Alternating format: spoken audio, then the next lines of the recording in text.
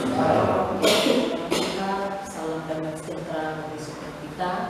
Mari pada saat ini kita bersama-sama mendengar firman Tuhan yang terambil dari kitab Roma pasal 6.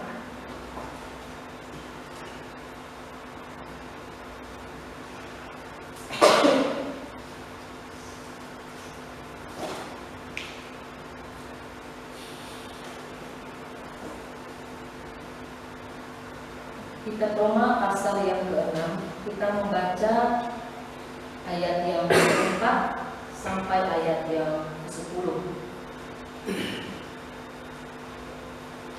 Sekali lagi, kitab Roma pasal 6, kita membaca ayat yang ke-4 sampai ayat yang ke-10. Saya ayat yang ke-4, dan Bapak Ibu ayat yang ke-5, saling berbalas-balasan sampai ayat yang ke-10. Inilah firman Tuhan. Dengan demikian, kita telah dikumpulkan bersama-sama dengan Dia oleh baptisan dalam kematian, supaya sama seperti Kristus telah dibangkitkan dari antara orang mati oleh kemuliaan Bapa, demikian juga kita hidup dalam hidup yang baru. Sebab jika kita telah menjadi satu dengan apa yang sama dengan kematiannya, kita juga akan menjadi satu dengan apa yang sama dengan kematiannya. Karena kita tahu bahwa manusia lama kita telah turut disalibkan supaya tubuh dosa kita hilang kuasanya, agar jangan kita diperhambakan diri lagi kepada dosa.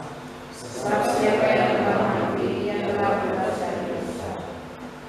Jadi jika kita telah mati dengan Kristus, kita percaya bahwa kita akan hidup juga dengan Dia. Karena kita tahu bahwa Kristus jika Ia bangkit dari antara orang mati, tidak dapat Sebab kematian adalah kematian terhadap dosa satu kali dan untuk selama-lamanya, dan kehidupannya adalah kehidupan Allah. Puji nama Tuhan, dan hadiahlah kita yang mendengar firman Tuhan dan melakukannya dalam kehidupan kita hari lepas hari. Tema kita hari ini adalah hidup yang baru. Kita yang sudah percaya, kita yang sudah ada di dalam Kristus, itu sudah dinyatakan sudah hidup baru, ya. Atau dalam istilah Ibrani-nya kakal, ya, orang percaya atau kumpulan orang percaya atau perhimpunan orang percaya itu sedang dituntun dan diselamatkan. Kalau istilah Ibrani atau Yunani-nya itu eklesia, suatu perkumpulan orang-orang yang percaya dipanggil dari dunia kegelapan menuju kepada terang Tuhan yang ajaib. Ya, terang Tuhan yang ajaib artinya hidup dalam iman, hidup dalam keajaiban Tuhan, seperti itu. Nah, Bapak Ibu saudara yang dikasihi oleh Tuhan, hidup baru berarti hidup kita sedang diperbaharui oleh Tuhan. Hidup kita harus berbeda. Dipanggil oleh Tuhan dari pada terang yang ajaib, artinya hidup kita harus berbeda. Tidak sama dengan orang yang tidak mengenal Allah. Nah, di ayat yang kita bacakan tadi di sini, konteks pada saat itu Rasul Paulus memberikan suatu teguran, nasihat atau pengajaran. Kenapa? Karena orang yang percaya waktu itu masih hidup seperti orang yang tidak mengenal Allah. Mereka percaya Tuhan menyelamatkan mereka, tetapi mereka masih hidup seperti orang yang tidak mengenal Allah. Di sini di ayat yang keempat dikatakan, dengan demikian kita telah dikumpulkan bersama-sama dengan Dia oleh baptisan dalam kematian, supaya sama seperti Kristus telah dibangkitkan dari antara orang mati oleh kemuliaan Bapa, demikian juga kita hidup dalam hidup yang baru. Jadi Rasul Paulus ini menyampaikan kalau orang yang percaya waktu itu, kalian sudah ada di dalam Kristus. Kehidupan kalian harus berbeda. Kehidupan kalian ini harusnya baru. Jangan mau pada kehidupan yang lama. Kehidupan yang lama itu adalah kehidupan yang tidak mengenal Allah. Karena tidak mengenal Allah, jadi kehidupannya, anggota tubuhnya semuanya diberikan untuk hal-hal yang najis, untuk hal-hal yang dosa dalam Tuhan, atau disebut kelaliman seperti itu. Sehingga Rasul Paulus memberikan mereka nasihat atau suatu pengajaran. Nah, Bapak Ibu saudara yang dikasihi Tuhan, bagian yang pertama di sini hidup baru artinya tubuh dosa kita hilang kuasanya. Seperti di ayat yang ke-6 saya akan membacakan. Karena kita tahu bahwa manusia lama kita telah turut disalibkan supaya tubuh dosa kita hilang kuasanya, agar jangan kita menghalangi diri lagi kepada dosa. Jadi tubuh dosa kita ini hilang kuasanya, Bapak Ibu. Jadi kuasa dosa itu tidak berkuasa lagi dalam hidup kita. Sudah lepas, sudah diputuskan bersama dengan kematian Kristus di kayu salib. Ketika Yesus dikuburkan, di situ juga kita sedang dikuburkan. Ketika Kristus dibangkitkan, ketika Dia bangkit, kita pun juga mengalami kehidupan yang baru. Jadi tubuh dosa kita hilang kuasanya. Ini yang menjadi pergumulan orang-orang yang percaya, baik waktu itu maupun sekarang ini. Bapak Ibu semua dikasihi oleh Tuhan, saya yakin setiap kita pasti memiliki pengalaman iman, pengalaman pribadi bersama Tuhan, pengalaman di dalam perjuangan, di dalam mengikuti Tuhan. Ketika kita sudah mengambil suatu komitmen, saya percaya kepada Tuhan, saya menyerahkan kehidupan saya kepada Tuhan. Itu besok-besok Bapak Ibu, hari yang akan mendatang pasti diberikan suatu tantangan atau godaan. Seperti kami latar belakang agama Hindu ya, di Kalimantan, Hindu Kalingan. Ketika dibaptis menjadi orang Kristen ke Kristen, itu tidak secara langsung kita bertobat 100%. Itu tidak secara langsung. Di tahun pertama, ya kita hari Minggu ibadah, kadang tidak. Tapi kalau sakit itu pergi ke dukun, penyembahan berhala. Bahkan masih menyimpan yang namanya jimat. Ya kan? Padahal ketika dibaptis, saya percaya, saya menerima Tuhan adalah sang juru selamat saya. Tuhan yang menjadi Allah dalam hidup saya. Sudah mengungkapkan itu, tetapi jimat masih ada, penyembahan berhala masih ada. Itu satu tantangan Bapak Ibu. Disitulah Tuhan melihat nantinya di waktu-waktu yang akan datang. Disitulah Tuhan melihat di dalam proses pembaharuan, di dalam proses pengurusan kita yang sudah ada dalam Kristus, itu nanti lama-kelamaan akan hilang. Saya secara pribadi sebelum ayah saya meninggal, ayah saya ini tidak mau menyembah berhala. Ngapain? Kalau saya mati di dalam iblis, ngapain? Lebih baik saya mati di dalam Kristus. Saya tidak mau hidup, biarin aja saya sakit sampai meninggal, biarin aja. Lebih baik saya mati di dalam Kristus. Tapi kalau mama saya agak kurang, sampai kapan? Karena mama saya pernah mengalami sakit ginjal, sudah di rongsel, tidak ada, tapi dia merasa kayak seperti ada batu yang benar-benar menyakitkan sekali bagian ginjalnya. Ketika di rongsel tidak ada, ya tulang ya PHK, tidak ada. Dengar-dengar katanya sakit seperti itu. Tidak tahan lagi, akhirnya pergi ke dukun. Proses tidak secara langsung, proses. Tetapi sekarang mama saya ketika saya sudah meninggal, benar-benar dia berserah penuh kepada Tuhan. Berserah penuh, dia suka memuji Tuhan, suka membaca firman Tuhan, suka beribadah kepada Tuhan, benar-benar berserah penuh. Itulah pengalaman yang terkadang Tuhan izinkan dalam kehidupan kita dalam proses pengurusan. Nah itu yang pertama, bahwa kita tidak terikat lagi. Ya. Jadi tubuh dosa kita itu hilang kuasanya. Walaupun godaan itu ada, tapi kita harus sadar, pemahaman akan ini harus kita pahami, harus kita mengerti. Kuasa dosa itu sudah tidak ada lagi dalam kehidupan kita. Jangan lagi hidup di dalam dosa atau tinggalkan manusia lama. Kemudian yang kedua, bebas dari dosa. Hidup baru berarti bebas dari dosa. Di sini ayat yang ke-7 dikatakan, sebab siapa yang telah mati, ia telah bebas dari dosa. Bebas dari dosa artinya kita melaksanakan kehendak bebas kita ini benar-benar melakukan hal yang berkenan di hadapan Tuhan. Melakukan kehendak bebas kita, menyenangkan hati Tuhan, melakukan hal yang mulia, hal yang terpuji. Bapak Ibu tidak dilarang untuk memberikan sedekah kepada sesama kita atau tetangga ya, atau membantu orang tidak mampu. Tidak ada yang melarang kita. Mau berdoa, mau beribadah, siapa yang melarang kita? Tidak ada. Bebas. Kebebasan di dalam Kristus, bukan bebas melakukan dosa, bukan terikat dalam dosa, tapi bebas di dalam Kristus. Kita sudah dibebaskan, Bapak Ibu, hidup di dalam kasih karunia.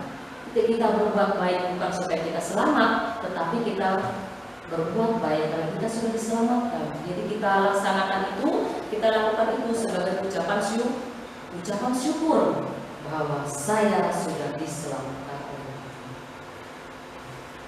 Bapak Ibu saudara-saudara Tuhan, terkadang hendak bebas ini atau kehidupan bebas, banyak kita menjumpai orang yang salah mempergunakannya. Ini misalnya aja ya, ada orang yang dilahirkan sebagai perempuan tidak mau menerima. Saya ingin jadi laki-laki, akhirnya operasi, ya kan? Saya tidak mau jadi laki-laki, saya ingin menjadi perempuan, akhirnya operasi juga. Saya tidak mau satu agama, saya ini bebas. Saya pengen punya agama banyak, agama Hindu juga iya, Islam juga iya, Kristen juga iya, Hindu juga iya.